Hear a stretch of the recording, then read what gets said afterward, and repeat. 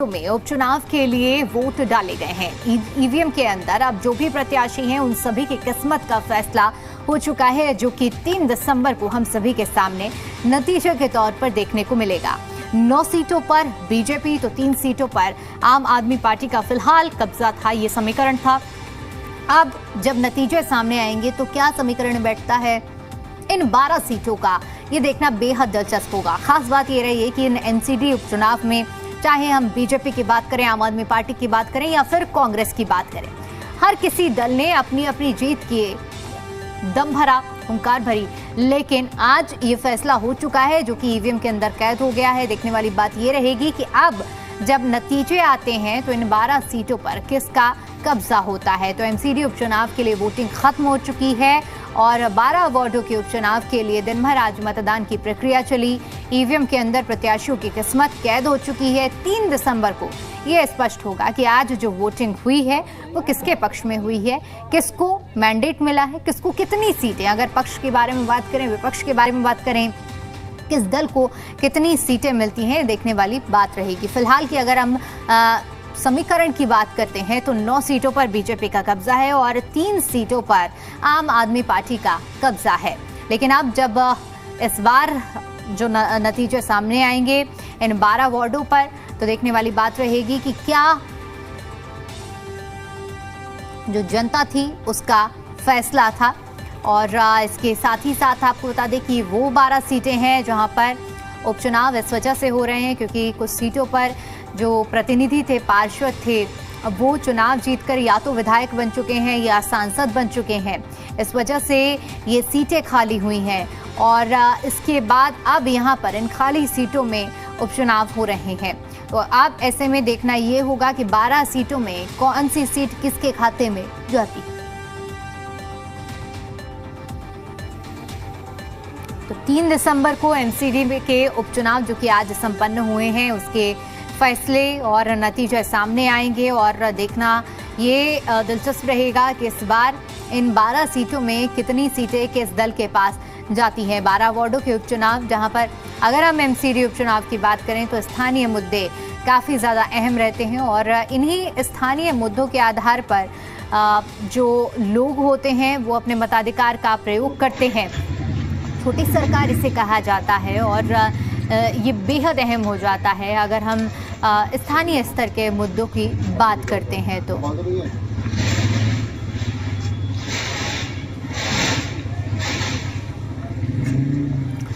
तो दिन भर हुए मतदान के बाद अब जब मतदान की प्रक्रिया खत्म हो चुकी है तो चलिए ग्राउंड जीरो पर देखते हैं कि दिन भर की जो हलचल थी वो क्या कुछ देखने को मिली, किन मुद्दों के आधार पर जो लोग मतदान करने के लिए पहुंचे।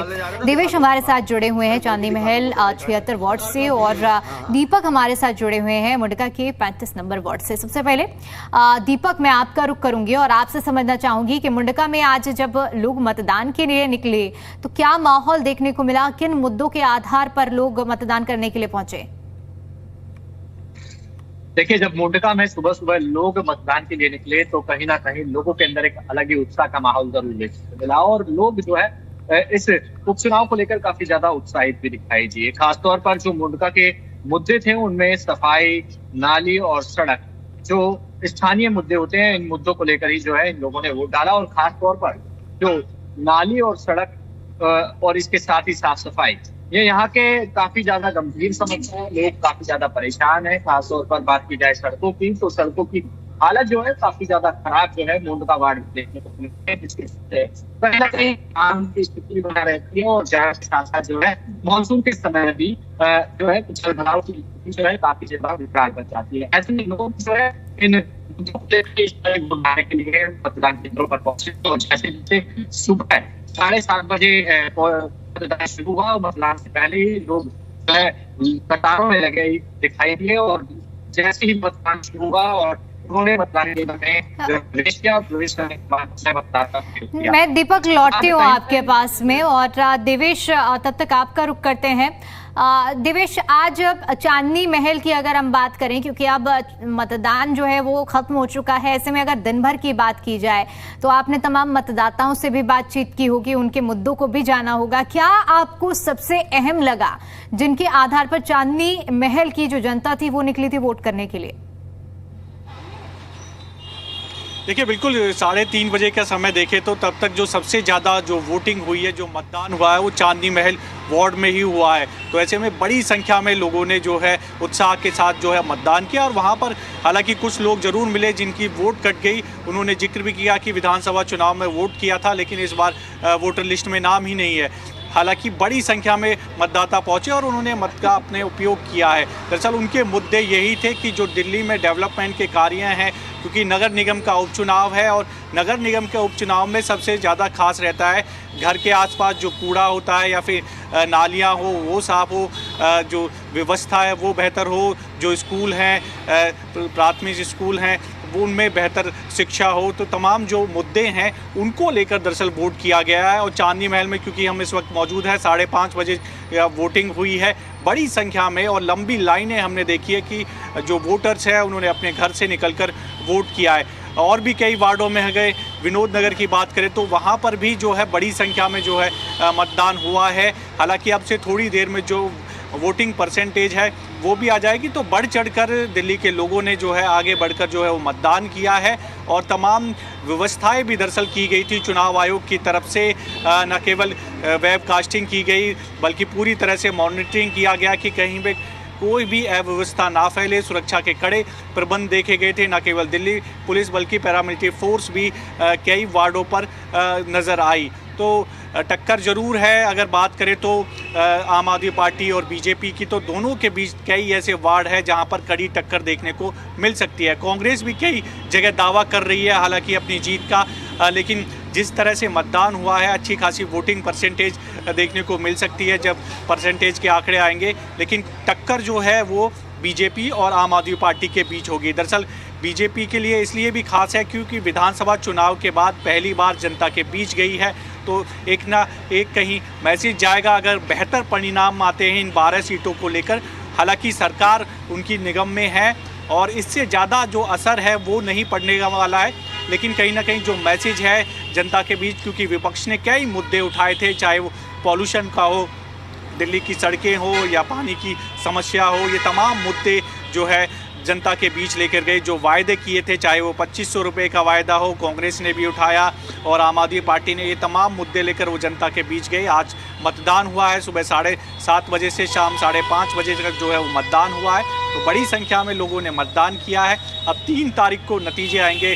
हालांकि पार्टियां अपनी अपनी जीत का दावा कर रही है, लेकिन दिल्ली की जनता ने क्या बीजेपी को चुना है, ट्रिपल इंजन की सरकार पर मोहर लगाई है इन सीटों को लेकर, या फिर जो विपक्ष में है आम आदमी पार्टी जो दावा कर रही है कि जब केजरीवाल की सरकार थी, आम आदमी पार्टी की सरकार थी, तो बेहतर जो है सुविधाएं दिल्ली के लोगों को दी जा रही थी। जी बिल्कुल देवेश, और एक बात तो स्पष्ट इस चुनाव ने ये भी कर दी है कि चाहे स्थानीय मुद्दों के लिए चुनाव हो रहे हो, निकाय चुनाव की अगर हम बात करें, एमसीडी चुनाव की बात करें, बड़े स्तर पर विधानसभा या लोकसभा की बात करें, राजनीतिक दलों ने जो अपनी रणनीति अपनाई है वो सुर उसी ट्रैक पर जाते हुए नजर आते हैं।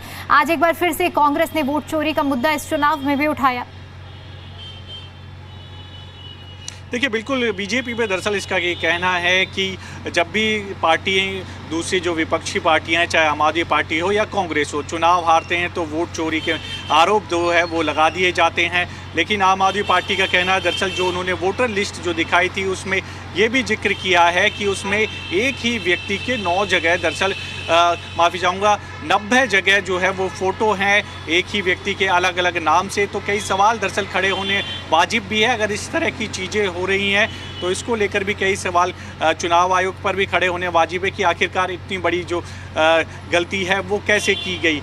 और दूसरी तरफ हालांकि बीजेपी इन सभी आरोपों को नकारती है कि कोई कहीं पर वोट चोरी नहीं हो रही है, किसी का वोट नहीं काटा गया है। लेकिन कई तरह के आरोप जो है विपक्ष लगातार जो है सरकार पर लगा रहा है, साथ ही साथ बीजेपी पर भी लगा रहा है। विधानसभा चुनाव के दौरान भी आपने देखा होगा कि तमाम बातें कही गई है कि किस तरह से जो है वोटर लिस्ट से लोगों के वोट काटे गए, अगर वो आम आदमी पार्टी के हैं या कांग्रेस के हैं तो उनके वोटर लिस्ट से नाम काट दिए गए। तो इस तरह के आरोप जो है जो विपक्षी दल हैं, चाहे कांग्रेस हो या आम आदमी पार्टी हो, बीजेपी पर लगा रही है।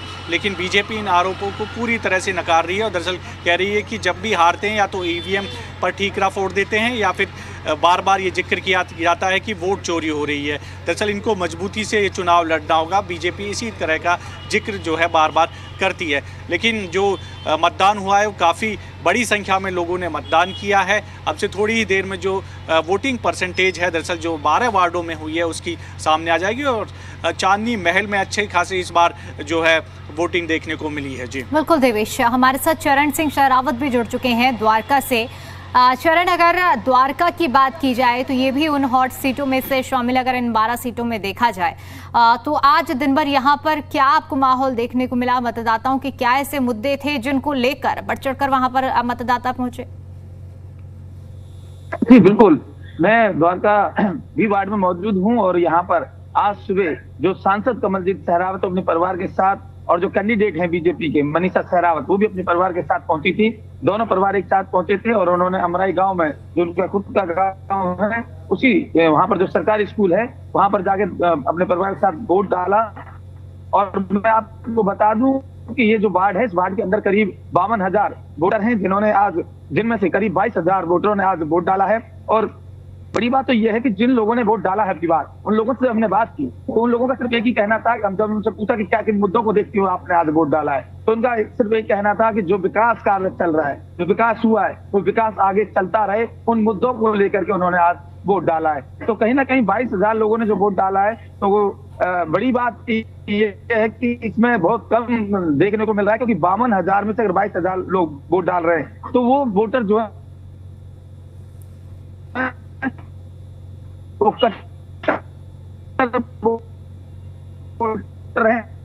जो कि बिल्कुल।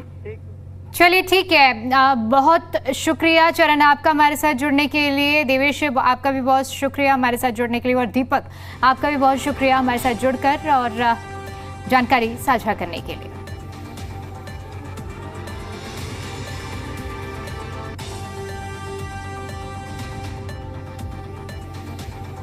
तो एमसीडी उपचुनाव के लिए वोटिंग खत्म हो चुकी है। 12 वार्डों में उपचुनाव के लिए वोट डाले गए हैं।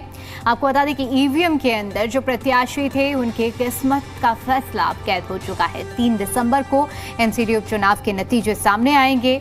9 सीटों पर बीजेपी तो 3 सीटों पर फिलहाल आम आदमी पार्टी का कब्जा था। ये आज दिन भर की अलग अलग तस्वीरें हम आपको दिखा रहे हैं अलग अलग वार्डों से। 8 तस्वीरें आपकी टीवी स्क्रीन पर हैं। पहली तस्वीर आपको शालीमार बाग की दिखा रहे हैं, जहां दिल्ली की मुख्यमंत्री रेखा गुप्ता आज अपने परिवार के साथ अपने मताधिकार का प्रयोग करने पहुंची। चूंकि पहले वो पार्षद भी रह चुकी हैं सीट से और उनके विधायक बनने के बाद ये सीट खाली हुई। दूसरी तस्वीर द्वारका की दिखा रहे हैं। द्वारका में भी कमलजीत शेरावत के सांसद बनने के बाद ये सीट खाली हुई थी। अशोक विहार की तस्वीर आपको दिखा रहे हैं। चौथी तस्वीर मुंडका की दिखा रहे हैं, जहां पर देखिए स्कूल में केंद्र बनाया गया, लोगों ने बढ़ चढ़कर वोट किया। 5वीं तस्वीर नारायणा की आपको दिखा रहे हैं और 6वीं तस्वीर वेस्ट विनोद नगर की है। चांदनी चौक की 7वीं तस्वीर और इसके अलावा दक्षिणपुरी की हम आपको 8वीं तस्वीर दिखा रहे हैं। ये 8 तस्वीरें हैं आज जो दिन भर की पूरी कहानी को बयां कर रही है कि आज दिन भर लोगों ने अपने मताधिकार का प्रयोग किया है और इसके साथ ही साथ जो स्थानीय मुद्दे होते हैं उनके आधार पर अपने अपने मुद्दों को लेकर वोट देने के लिए लोग पहुंचे।